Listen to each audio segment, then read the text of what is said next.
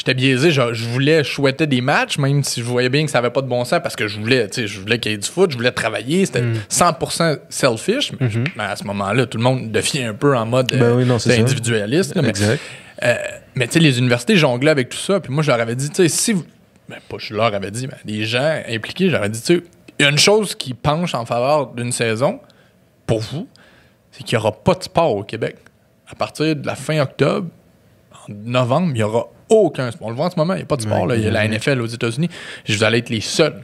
Fait que tu sais, c'est sûr qu'il y a une vision un peu capitaliste là-dedans de dire on va prendre toute la place et la visibilité. Sauf qu'en même temps, ça vient avec les deux côtés de la médaille. Tu as toute la visibilité. Si ça se met à mal aller, t'es dans l'œil du public puis t'as l'air fou. Puis encore une fois, je ramène ça à la pyramide décisionnelle. Le recteur en haut, là, lui, il protège l'emblème, l'institution, la renommée, la réputation, parfois internationale de l'université. C'est sûr que ça a joué dans l'équation. Fait que c'est ça. Le reste du Canada a peut-être annulé vite, mais nous, clairement, on a attendu, on a stretché. Mais tu vois, je sais pas, on le saura jamais.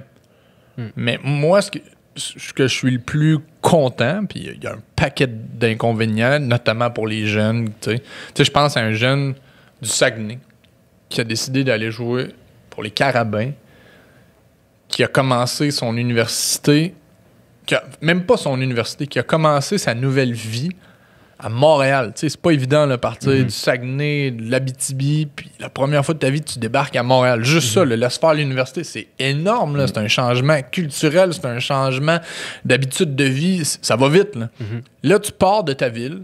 Habituellement, tu es accueilli par un groupe, une équipe de football qui t'intègre. Après ça, tu es accueilli par une université. Là, tu te fais des liens, tu as un environnement, tu as une structure. Ça roule. Là, tu fais quoi? Tu es dans ton appartement, dans ton 3,5 de NDG, Côte-des-Neiges.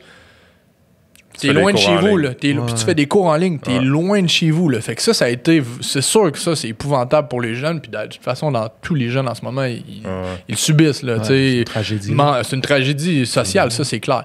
Mais je suis content, puis c'est là que je voulais en venir, parce que peut-être que vu qu'on a stretché jusqu'au plus longtemps possible, à moins que je me trompe, les coachs n'ont pas perdu leur job.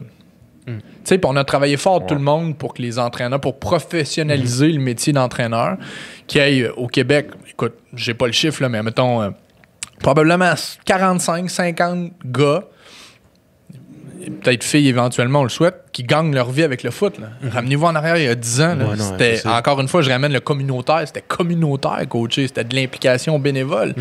Fait que, tu sais, parce que ces gars-là, ils devaient être présents jusqu'à la toute fin. D'un coup, que la saison commençait le 21 septembre, il fallait qu'il y ait des coachs. Mais je suis content aussi de voir que les universités ont backé leur monde puis qu'ils n'ont pas sabré dans le personnel de soutien parce que, clairement, ils ont des pertes financières énormes, les universités.